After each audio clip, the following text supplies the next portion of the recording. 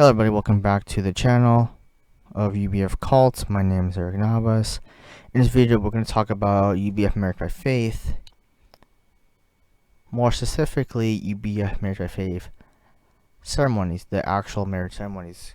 Because I look online and that, yes, there's a lot of stories about marriage by faith, but they're mostly about basically the marriage life and the obstacles behind it and the kind of the manipulation and like a bit of like the process, but they're not about the ceremonies. If anything, they might touch upon it, but they don't go into full detail.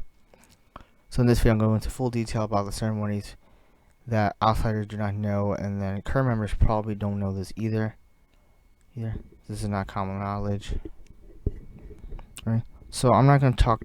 So I did an earlier video about how the process works. I'll put that link in the description below. In fact, I'll put the whole playlist of Marriage by Faith in the description below. Check those out. So yeah, so once the bridegroom is picked, that's when the ceremony begins. Before that, though, show some images. So yes, I've actually been to a UBF Marriage by Faith ceremony before. Only one time, right? And it was the aftermath that's when I started to question things. So here, this is the back of it. So basically, I accidentally forgot to give back the pamphlet. So this is the pamphlet. It's the marriage of Robert and Ilana Crane. This was like after I've been there for a year. This is back when I was 15. So I'm going to use this as an example. So the ceremonies might differ a little bit in different countries, in different areas, but they have a very generic format. Therefore, their foundation is generic.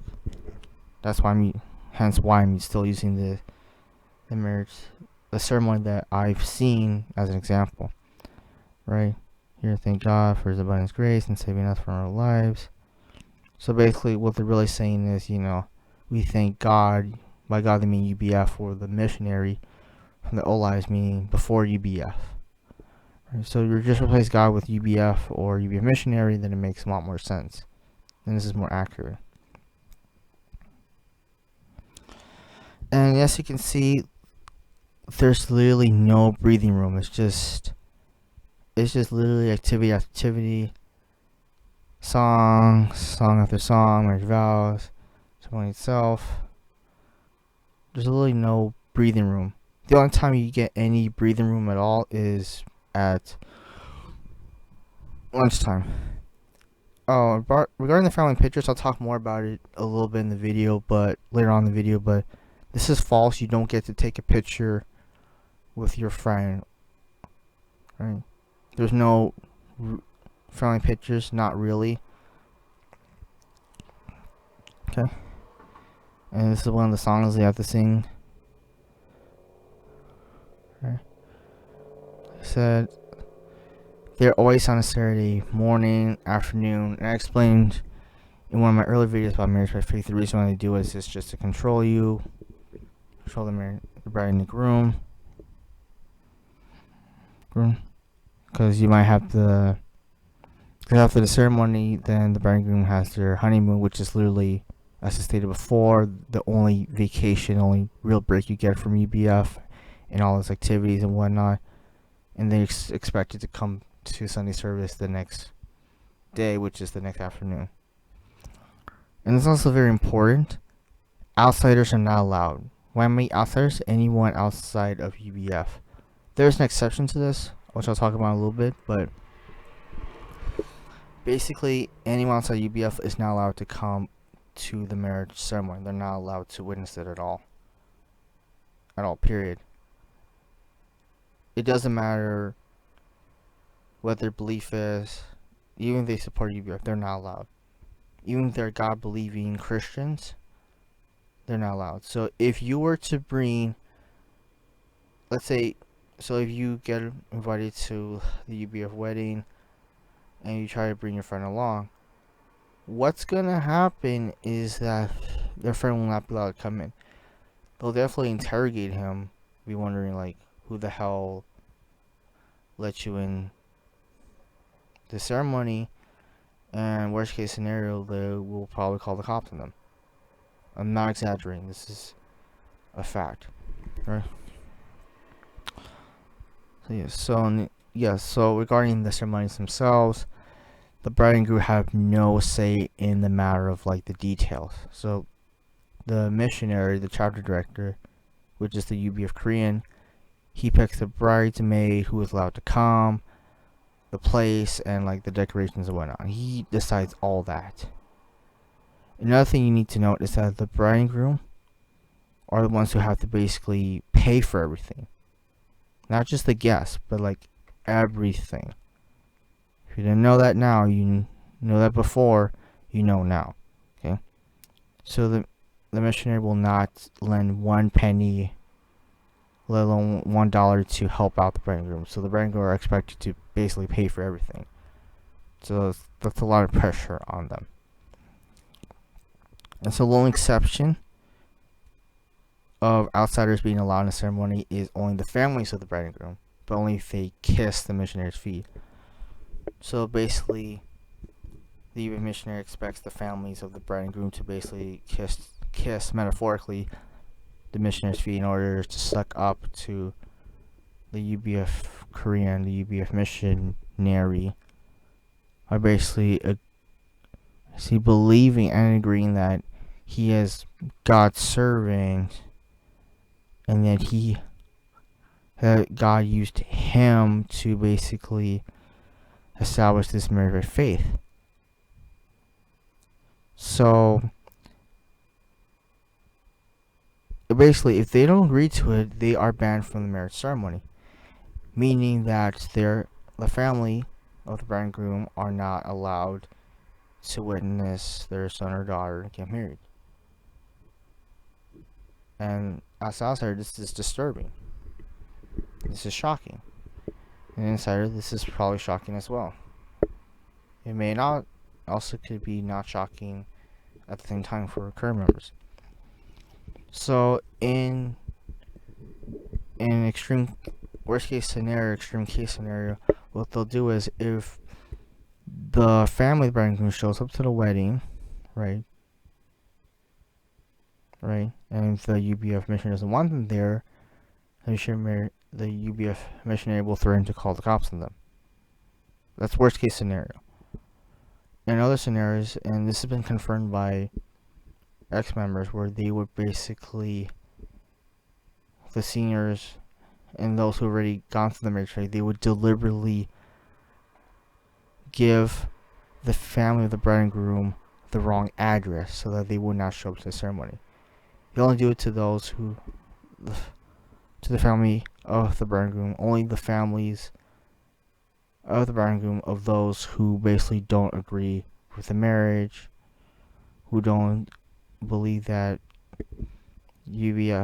God's using UBF extensively, that they don't believe that the UBF missionary is God's servant, or even just criticizing them, even there's biblical evidence, undisputed proof, etc. That's all it takes for the parents, the family, to get basically banned from the ceremony. Right? So that's the reality. Right? And that's not okay, because in the Bible, Jesus and God talks about, establishing families. Families should be put together, not separated. So their defense they'll use is like where Jesus said, those who serve God's will are, his brothers and sisters, etc. But that's not an excuse to mistreat your flesh and blood in any certain way. That's not an excuse to do that. Okay. Right, when Jesus was being crucified, he told his disciple John to, comfort his mother Mary. And also there was, in the gospel, I forgot which one, I think it was John's gospel, I believe. Please don't correct me in the comment section below. Or basically when when the disciple Peter mother got sick, Jesus went and the other disciples went to their home and healed the mother, right? So yes, even though they put God first, they didn't disrespect, let alone abuse their flesh and blood. Okay, so that's the part that UBF doesn't understand, or basically don't really mention in the Bible. Okay, so filming is not allowed at all. By family, like video camera, nothing allowed. Not even the family of the bride and groom, who are allowed in the ceremony, are not allowed to film at all. And if they try, the missionary will basically make a big deal about it, even though it's 2020 and with technology you could basically edit their faces out. Right? It goes back to my theory is it goes back to the whole secrecy thing, because the understanding is they try to keep the ceremony as secret as possible, because their understanding is that if you know how the marriage process works, you know how the ceremony is like, you'll be spoiled somehow, and then you won't have faith in the marriage for some reason. Now, as far as photos, they're only allowed by the photographer that the UBF missionary picks, and when he picks is typically a senior member, or it could be one of the married couples, somebody who was through the marriage by faith process. Only they're allowed to take photos. By that I mean only the one. So it only picks one or maybe two current members to take photos at the ceremony. They're the only ones allowed to take photos. So basically what happened was I thought that anyone could take photos. This is not the case. So I was just taking photos, and this was after the ceremony was over, because as look in the card, it basically says here, take picture, friend, church, pictures. This is a lie. No. Only the photographer, the one that the missionary chose, is allowed to take photos. And basically what happened was I got reprimanded next week about the whole photo thing. Even though I was taking photo of both the guys and the females. Not just only females. So they tell you otherwise, that's not something else different, that's not what happened. This is what really happened. Right? This happened, and that still hurts me to this day. What happened? And that was at that moment, that's when I really started to basically question everything about UBF.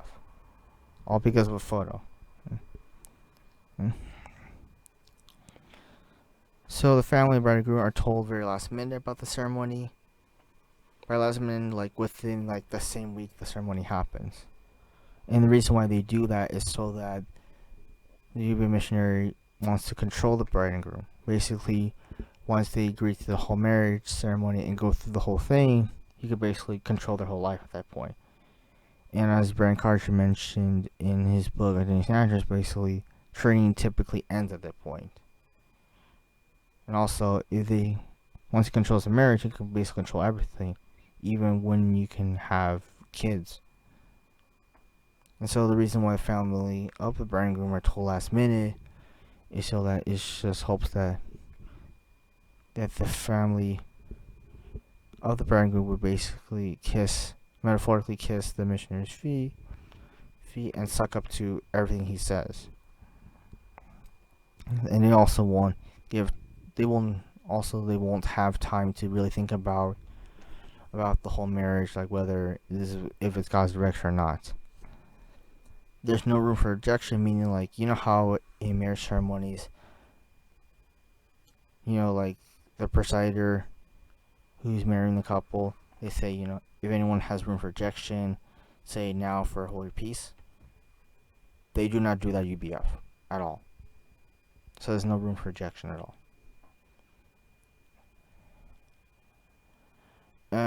The truth is that the UBF missionaries, the chapter directors, they don't have a license to marry people.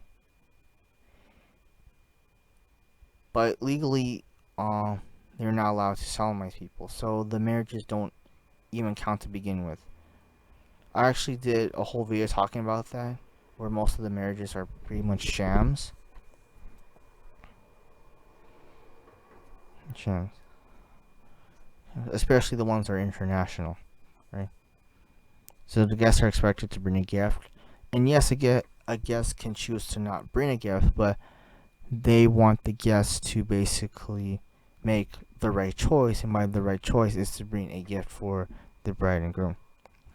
And locations almost always indoors, which is, the whole secrecy thing. You can make the counter argument that, the whole privacy thing, which is a fair argument, to be honest. So take what you want about the indoors thing. And so your shepherd, or shepherdess, your Bible teacher, can recommend you to come for the ceremony, but ultimately in the end, it's the UBF missionary who gets to decide who gets to be at the ceremony or not. And in order to qualify or get picked